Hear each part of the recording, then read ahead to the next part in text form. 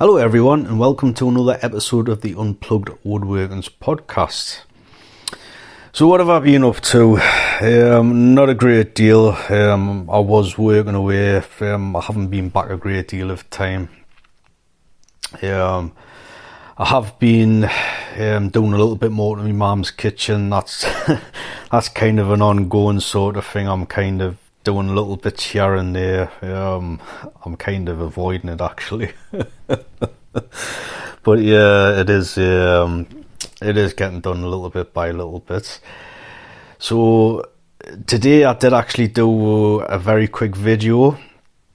This is just a short video. This is like 60 seconds, and that was just showing how to make a hole fast out of a wedge and a peg. I've kind of talked about this before.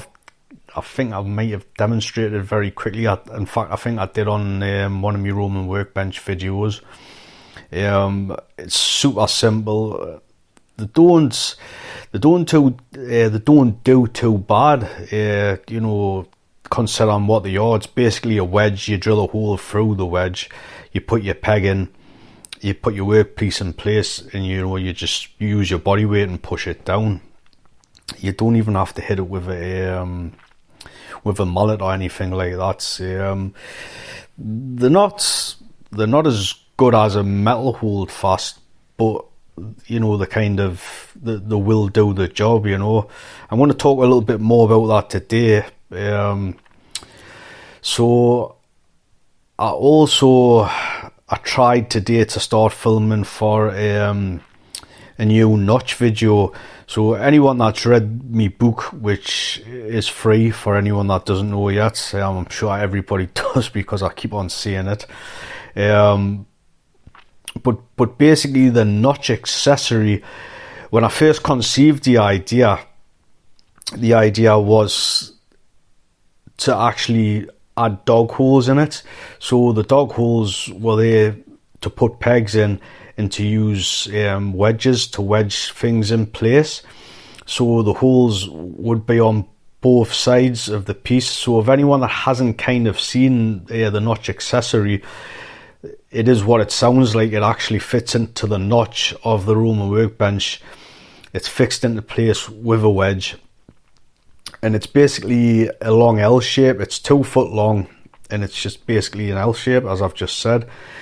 So I've just been using it. Well, I say I've just been using it. I was using it specifically for cutting the round mortise and tenon joints that I was doing. I made a quick video on this. If you want to check it out, there'll be links with this and everything else in the description.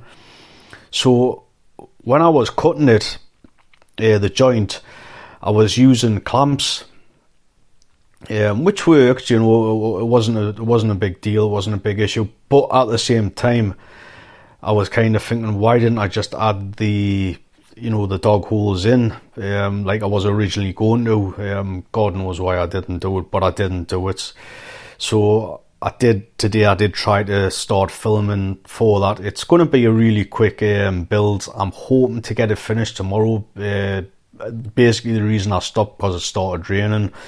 There's been a couple of days I've lost where I've been trying to film stuff and it's been like raining. So the weather in the northeast of England, it's been very queer lately. So yeah, that's that. So keep an eye out for the video. I'm hoping to get it released maybe, let's say Wednesday. I'm hoping for that. Hopefully I get it filmed tomorrow, get it all done, edited. So hopefully Wednesday-ish.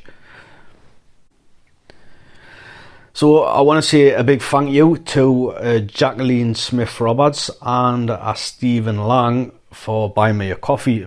The two of you is very much appreciated. Thanks very much, really appreciate it. So this week, what impressed me? So I actually come across a post on Facebook, and this is by a guy called Steve Lindsay.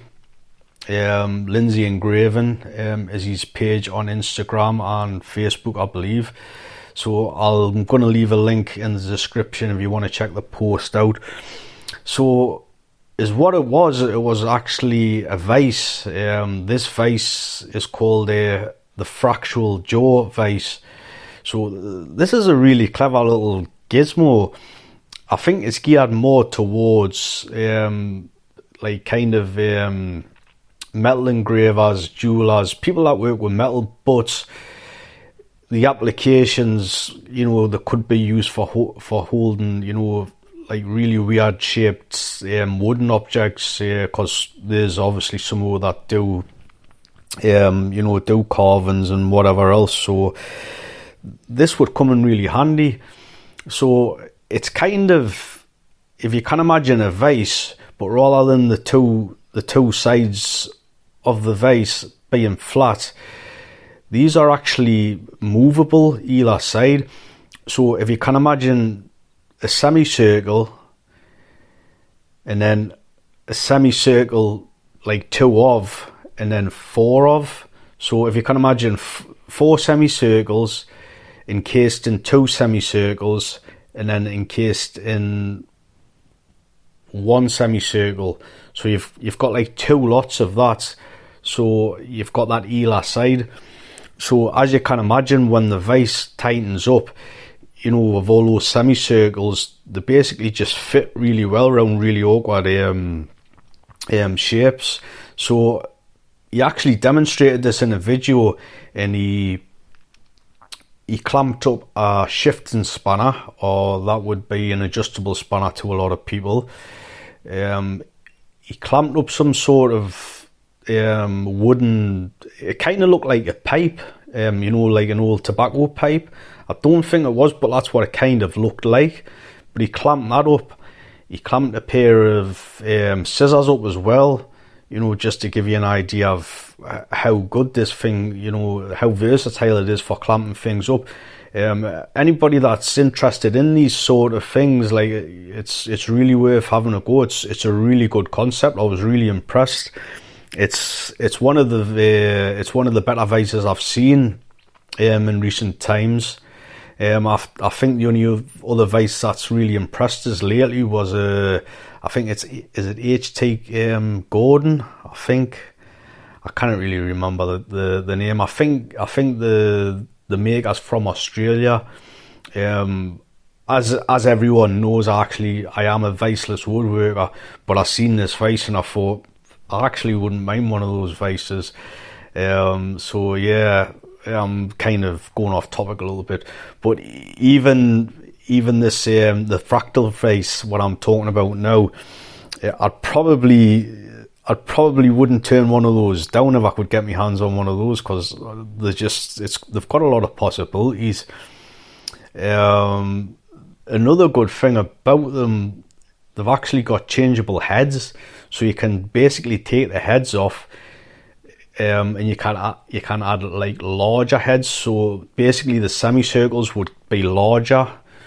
I don't feel I'm describing this very well. The kind of, if you can imagine the semicircles, so if you've got one big semicircle, you've got to have 2 smaller semicircles that fit inside the original semicircle, and then you're going to have a further 2 semicircles to fit into the second semicircle. If you understand what I mean, I think I'm confusing myself here. But yeah, I'm going to leave a link in the description. Go and check it out if you're interested, because I don't feel I'm doing it justice, but it's quite a clever little concept. Really impressed us. Okay, so today's title is Viseless Work Holding, the little details that make it possible and some of the problems. So when I'm doing these little videos and whatnot, just like the one I've done today, there's a few little things that, like, kind of people don't see, and sometimes I don't mention them. sometimes I don't mention them just because I forget, and sometimes I don't think it's necessary, which is wrong of us to do, because obviously there's not everybody that's as well experienced as myself in viseless woodworking. You know, I'm using like the Roman workbench like all of the time. You know, every time I use it, you know, over the weeks and months and years, everything's getting minimized. There was a comment today actually on the video. The video's on YouTube and it's on Instagram. You know, if you want to go and check it out, go and check the video out. But today there was a comment, and the guy basically says, I like the way you keep on taking things away, you know, to make things even more simpler. And yeah, that's kind of the idea, you know, and that's kind of the way I'm going. But as I said, there is like a lot of like unseen stuff. So in the video, you know, after I've made it, I give a little demonstration. I do some cross cutting and I do some rip cutting. So when you're using the wooden hole fast, so in the up and down force, it actually holds really well. It's not far. Well, I might be exaggerating there to say it's not far away from a metal hole fast, but let's just say in the up and down force, it does a really good job of keeping things put. Where it fails compared to metal hole fast, bearing in mind the metal hole fast will still do this if there's enough force exerted onto it, but to a swiveling motion, so like a left and right motion. So to give you an idea of what I'm talking about here, when I was ripping, if you watch the video, I'll cross cut first and then I do the ripping. So when I rip, obviously I'm using a Japanese pull saw, so I'm pulling it towards myself. So when I initially done it, I just put it flat on the bench and I put the wooden hole fast basically in the middle of the board. Didn't give it any thought whatsoever, and I basically started cutting. And as what I was doing, as you're cutting, you're actually exerting the force towards yourself, so you're pulling the workpiece towards yourself, like initially. So as what this was doing, or as what it did, it swiveled the wooden hold fast towards myself. That's because the workpiece was able to come towards myself, and that resulted in the hold fast coming loose. So straight away I went, oh, silly me, sort of thing, and I put a dog at the end of the workpiece. You know, it's kind of simple to me, it is, but this is why I'm kind of explaining a few of the little things. Sometimes you've just got to, you know, use the dogs, or use something else. This is what I'm talking about, the small details. You know, as soon as I put that peg, you know, I basically popped it up out the dog hole, butted the workpiece against it, repositioned the wooden hole fast, and I sawed through the rest of the, you know, the board, and it wasn't an issue. It didn't move at all.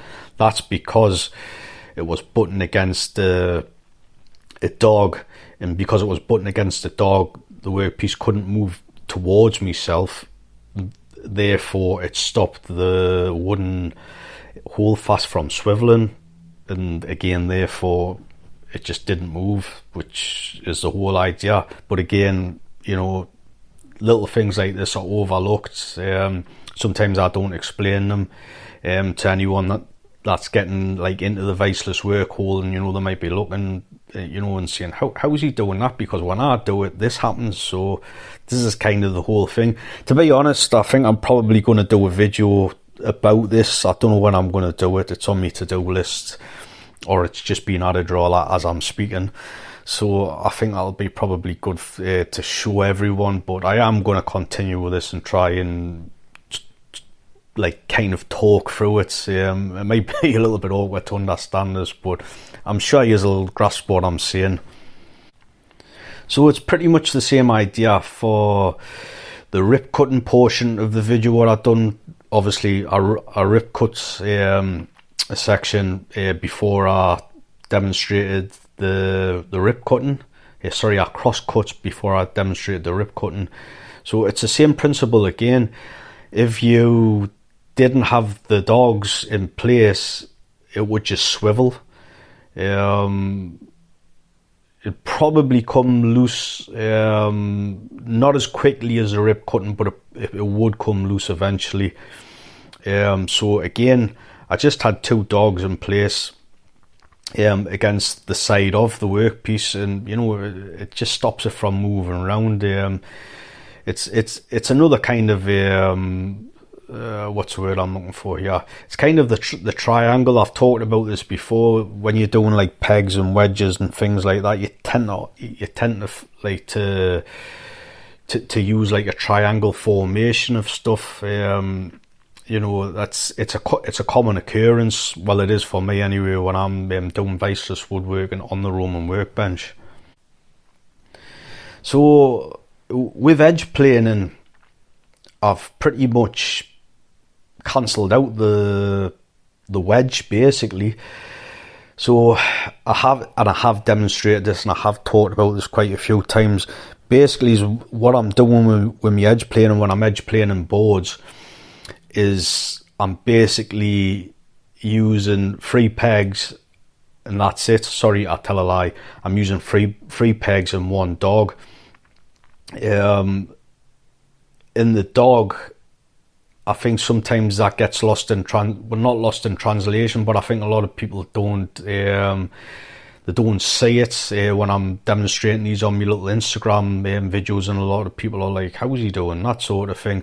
I did actually demonstrate this on me Roman workbench, how to use the Roman workbench part 2 video, which is on YouTube. Again, there'll be a link to my YouTube channel if you want to go and check it out.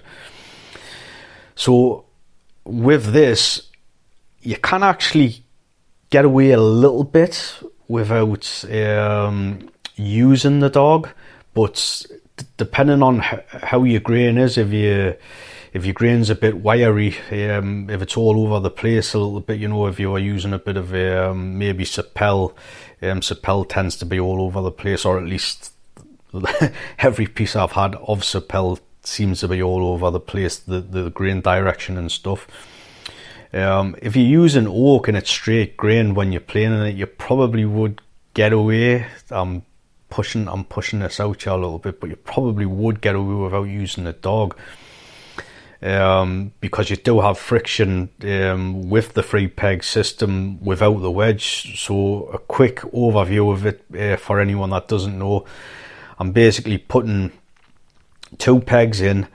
I am putting my workpiece in, and I'm actually bending the workpiece towards myself to reveal the rest of the hole, because the hole's partially covered by the workpiece before you bend it. So when I bend it back towards myself and I put the 3rd peg in, it's kind of clamping into place, it's keeping itself upright, and there is a little bit of friction there, so you can get away with a little bit. But again, that's just the little detail. You're putting that dog in place. It's it's just a small little like couple of second task, and that's got your wedge planing without a wedge or anything. It is quite a fast way to edge plane. I dare say it's probably quicker than using a vise, just because you're not winding anything up. It's just it's super fast. I haven't actually timed this. I haven't got a vise on me tall bench, which I never use. That's just covered in junk and like old tools basically. It would actually be something to do a little video about, just to see how the Vise, how it versus the viseless woodworking, if you will, just to see what's quicker. Be quite a good video, that, actually. So edge planing multiple boards, i.e. kind of boards that are glued up, so you might have maybe like 2 or 3 boards glued up. So I will say that the wedgeless system I've just been talking about there, it will not work, simply because when you're planing something taller, like 2 or 3 boards, it'll basically just pivot the piece once you get to the front of the workpiece or the back of it, depending on which way you want to look at it. It'll actually pivot it, so when you're at the start and you work your way through the board, obviously using your body weight, by the time you get to that edge and you come off the edge, it'll tend to pivot the workpiece. So you do have to use a wedge with this, or something else. This is what I do. I just tend to use a wedge. So again, one of the little details about this is that you can't wedge it next to the front of the material. It's got to be wedged at the back. You can't even get away with doing it like in the middle of the board.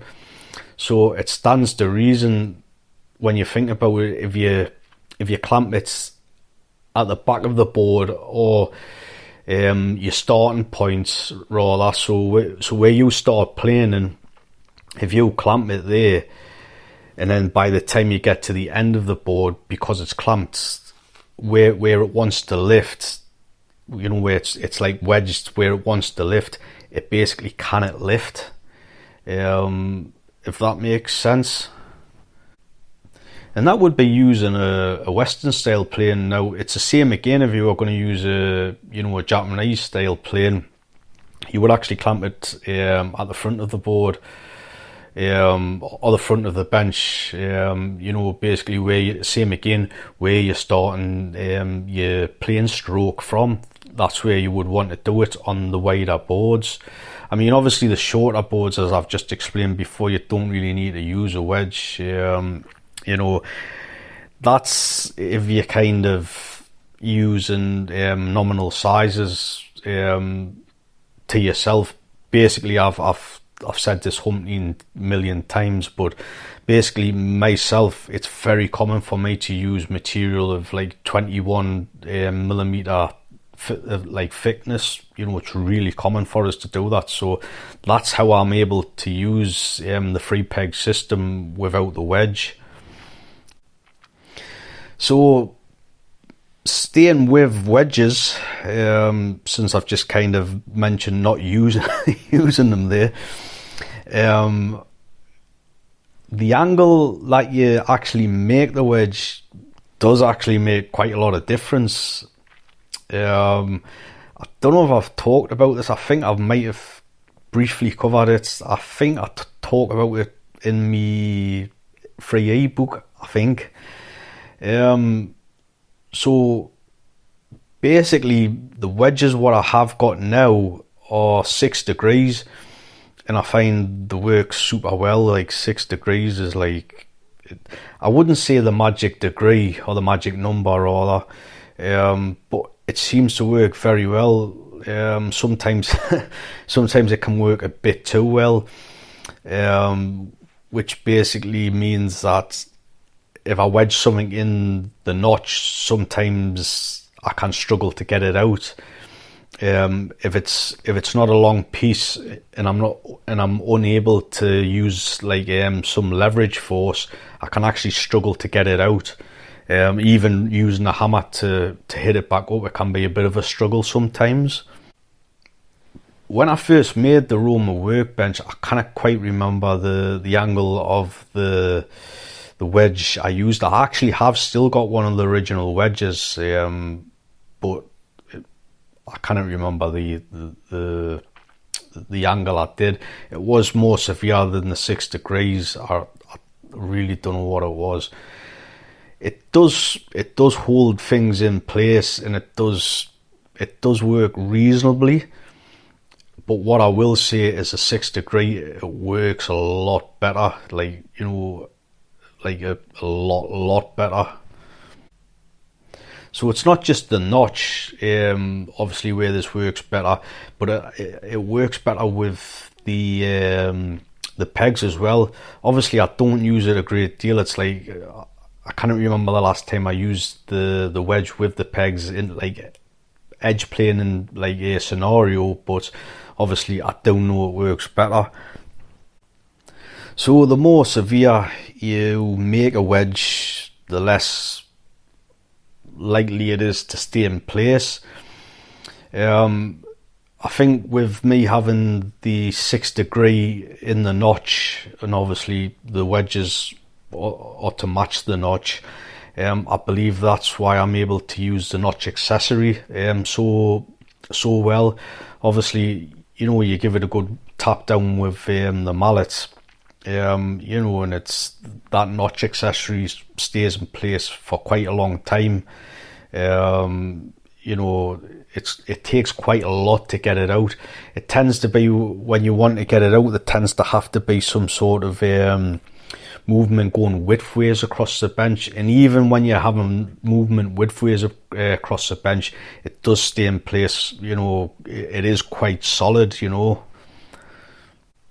And as I said, I think that's down to the degree. Well, I don't think, I know it's down to the degree of the wedge. So, you know, it's a silly little thing, silly little details like that that help you to basically viseless woodwork, basically.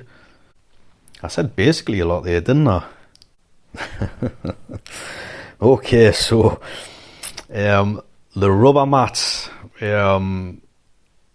I don't know, I don't really hear anyone like kind of speaking about these rubber mats. Well, at least I don't anyway. I don't see anyone like kind of bigging them up and stuff. You know, and I kind of have spoken about them a few times, and I think they're great little things. These are one of the little details that allow me to do a lot of viseless woodworking. I mean, the rubber mat, I actually was using it on the last video I'd done when I cut the round mortise and tenon joint.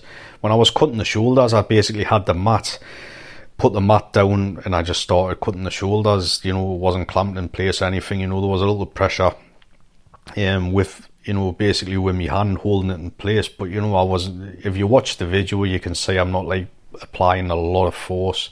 You know, it's really easy to hold. I think one of the benefits about using the mat is kind of, you know, you're not clamping anything up. It's not in a vise, so on and so forth. It's not in the pegs. You're actually free to move it. It's just quite a good scenario when you've got 4 faces to cut, like I did have in that joint. Sometimes I actually use these when I'm rip cutting. Sometimes, you know, if it's the hand and I think about it, I'll actually put the mat down. Sometimes when I'm rip cutting, I do like to use these when I'm using my toolbox as kind of a makeshift boxing vise. I will use it then. Sometimes I might use 2, depending on how much weight is in my toolbox. I might just put a mat down and put the toolbox on top of it, and sometimes, again, depending on how many tools is in, because a lot of the time the extra tools what I have got, sometimes it can be scattered about in my shed. Obviously, I've got my little caddy. Everything goes back into that caddy that belongs in the caddy. Those are me, like, kind of me tools what I use all the time, so I keep all those together. But obviously I do have an overspill. I see an overspill, it's quite an overspill as well. There's a lot of tools I've got that I don't use, but so occasionally I do get them out, and I'm lazy and I don't put them back, so sometimes they are scattered about. But as I said, if there's enough tools in, there's enough weight in the toolbox, you know, it's good enough just to put a rubber mat down and, you know, the toolbox on top of it, and it doesn't go anywhere. So when I've done that, a lot of the time as well, I'll drape one of the mats over the side and basically just clamp to that, you know, and that tends to hold things quite well, you know, if I'm doing multiple boards, when I'm doing dovetails, because I do still like to cut the pins in a vertical position when I'm using the coping saw. When I'm cutting the tails, I don't know why, but I do know why actually, because I get really good cuts cutting them in the horizontal position. I like to use like gravity basically. As long as your bench is kind of situated where it's level or near enough level. As I said, I like to use gravity, and you'll get quite a square cuts on the thickness of the top here. You know, the end grain portion of the tail, and obviously you can just angle it for the face side, you know, to get you 80 degrees or 70 degrees, whichever degree you like to do. But that's kind of the way I like to do that. But obviously when I'm doing the pins, I do like to have it vertical. And when you're using one of these mats are, you know, they're really good at doing, like, basically holding it in place. So one of the problems with the mats, this is more so when it's on the bench, is that when you're getting sawdust, you know, like on the mat, things will start to move around. That kind of can be a little bit annoying to myself, simply because I've always got umpteen million things on the bench, and it means I've got to take things like off the mat, you know, to get things out of the way. It can be a bit of a faff on sometimes, you know, because I'm kind of just one of those guys. I just like to kind of, you know, get stuff done and crack on and get on with the next task or whatever, or the next component. You know, I don't know why things like that, they just make me brain itch. I've no idea, it's just how I am. So another thing that kind of makes viseless woodworking possible, again, it's another small detail that's probably overlooked. Sometimes I might not mention it just because I think it's common knowledge, and I shouldn't do it, but you know, it's just the way my brain works. But basically the position of your workpiece, I'm going to try and give you a couple of examples here. So let's see, cutting, for instance, if we're going to be cutting a board, say cross cutting, if we're going to do that, we want that cross cut to be right next to the edge of the bench. You don't want too much of a hangover. You know, when you're cross cutting, it's actually, and you've got it next to the bench, next to the edge of the bench rather, it's actually going to minimize vibration, which is always good, because you don't want vibration when you're cutting. That's how things, you know, you don't get a good cut, and basically, you know, you can stray from your cut really easily. And obviously, if you're using the wedge and peg system, or even the wooden hole fast, you know, things will start to come loose, which you don't really want. So another example would be when you're kind of rounding over. So I think I've talked about this, and I'm sure I've demonstrated this in a video. So typically how I'll round over, I'll give you an example. So if we've got a board, maybe at, let's say for argument's sake, we've got some sort of a rail at 80 millimeters in width. You know, it could be like a meter long, let's just say. So typically how I would round this over, if I just wanted to basically put a quadrant on this, you know, that would be like the, you know, if I set a compass, you know, for, let's just say, I don't know, for the width of it, you know, so 80, so I'm getting the full quadrants of the board, the full round over, if you like. I would first use my chisel, remove quite a lot of it with my chisel, go over it with Shinto rasp and then a normal file. That's kind of my standard how I would round something over. It's pretty quick. I don't tend to use you know, a coping saw. Sometimes I will use just me regular saw, and just cut the corner off at 45 degrees. Again, it just depends, but 9 out of 10 I will normally just take my chisel straight to it, just because it's so quick and easy. So it's the same with this. When you're doing this, you want it to be on the edge of the bench. You don't want it overhanging the bench. Basically, it's just flush with the bench, the edge of the bench. So this just allows you to, when you're chiseling, to come over, so you're not going to go into the bench, and it also allows you to use the Shinto rasp afterwards, to basically round off, and you're not going to hit the bench. I mean, you can overhang the bench. I'm talking maybe an inch, half an inch, something like that. But when you start going out, kind of like a few inches, like 4, 5, whatever inches, 6 inches, you're going to start, you have actually just created a pivot point. Obviously, the further you go out, the more the more leverage you're going to get. And basically is what I'm talking about. How I would be holding the workpiece here would just be with 3 pegs and a wedge, just the same way that you could playing the edges, and that's how I would typically do that. But as I've just been saying, it's the precision of the work. You've got to have it next to that edge, and this is what I'm talking about all the way through this podcast. Silly little things like this make viseless woodworking like really accessible. What's the word I'm looking for?